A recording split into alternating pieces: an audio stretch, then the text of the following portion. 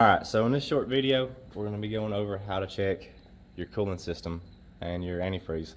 So, ignore my sinus infection voice. Appreciate y'all being here and watching this. Hopefully you get something useful. We'll try to go over this pretty quickly. First things first, inspect your cooling system. We service this vehicle pretty regular, so their coolant tank is nice and clean. It doesn't have a bunch of buildup in it. Check your overflow tank or your radiator if it's just a radiator type system, and make sure it's clean. If it's nasty, got a bunch of junk in there, you're going to want to flush the cooling system. Distilled water, Prestone, I believe, makes a radiator flush that I've used a bunch and I've had good luck with. You want to make sure your system is clean. Now the next thing, with winter coming, we want to make sure that our antifreeze is up to par and it's not going to freeze. If you've not had your car worked on recently, or you've not added water, you're probably going to be alright, but it's a lot easier and cheaper to check now than to find out later. So we got two different ways we can check this. We've got the little coolant tester doohickey you can get from your parts store for like $4. They work. Not always the most reliable depending on which one you got, but it'll give you a pretty good idea. And then we've also got our fancy coolant strips. This will actually also check your brake fluid to see if it's ready. And the way this is similar to like a pH level on a pool. You come with this little fancy swab here. We'll swab it in antifreeze and then you will check it. But first things first, we'll go ahead and use this one and see what it says. So you'll just dip it down into your radiator, overflow tank, whatever. And then you will pull a bunch of coolant up. And I don't know what my needle's doing. She's stuck all the way over. There we go. Now let's see what she'll do.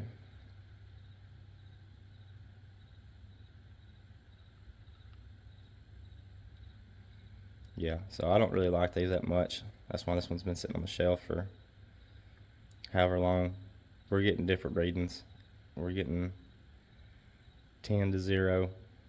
Don't know that I really trust this a whole lot, and then we're going up to -7. But that's how you use these. Set this to the side. You can get the cheap throwaway ones. Like I said, that one's been sitting behind my shelf for about 2 or 3 years. Who knows?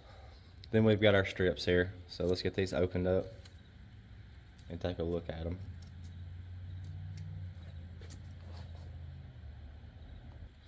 Alright, so here is your strip. One side's going to be for your brake fluid, other side is going to be for coolant. And then we've got a handy dandy card, if it's not faded, that we can use to check our readings against.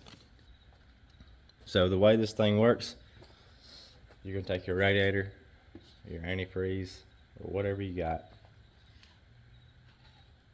and you're going to dip that in there. Lightly tap it off, and then we'll set it down here out of our way. Just let it do its thing for however long it says. There's instructions in here. We'll let it sit for a few minutes. Now while that's setting, let's talk about your different types of antifreeze. You don't always want to mix your antifreezes. Bad things can happen. Not always. This is going to be kind of debated. This obviously isn't for this vehicle, but you can read on there. So this one is hybrid organic acid technology. So you get hybrid organic acid technology, and then inorganic acid technology, I believe. The inorganic is going to be like your old school green. Hardly anything uses that anymore. Give y'all something to watch while I'm talking. Don't hardly use your green anymore. Your green's usually going to be good for 2 to 3 years, and all your organic acid technology is going to be 5+ years. Definitely good to check it. Don't mix them.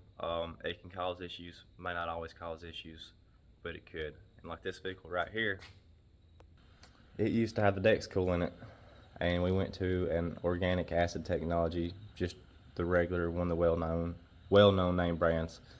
Now the proper way to do this is to flush your entire cooling system, get all that old junk out, and then put your new coolant in there, not just dump it on top. Usually you're alright if you dump it on top. If you're low and you get the universal antifreeze, you'll be okay, but it's not the best thing to do. So double check that. Now let's look at our strips.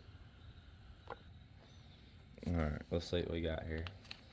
So going on this outside strip, we're going to be at the 50% there. That's negative 34 to 265 F. And then we're going to be kind of between the 7 and 8. The phone's not really picking that up. Looking at the screen, it looks lighter. So we're still in the good. Now it will tell you right here, correct or replace coolant. So if the freeze or boiling point is off, usually you can add some more condensed antifreeze and it will bring that freeze point up. But if your pH level is off, you should probably flush the system. Now let's talk about flushing the system. You want to use distilled water. When you're messing with antifreeze, distilled water, another highly debated topic. Your tap water has minerals and chemicals in it that the treatment plants use, and it can affect your antifreeze over time. Best practice, use distilled water, drain the system, fill it with distilled water, and then your flush of choice, pressed tone or whatever. Flush it, rinse it, then fill it with your coolant, and you should be good to go. But anyways,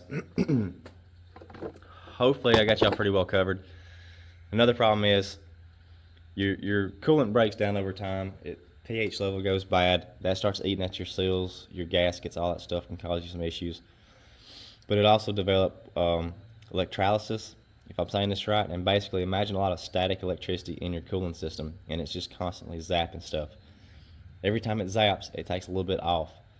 So over time, that could do some serious damage. You can see a bunch of pitting inside your cooling system if you have that going on. Short term, probably wouldn't notice anything, but long term, it can really start to mess the system up. So anyways, hopefully y'all found this video useful. If you did, let me know. If you didn't, let me know. Not feeling the best, but if y'all want to support the channel, there'll be a link in the description or the pinned comment where you can go check out our store for t-shirts or anything like that you might find cool. And yeah, appreciate y'all watching. Y'all have a good day.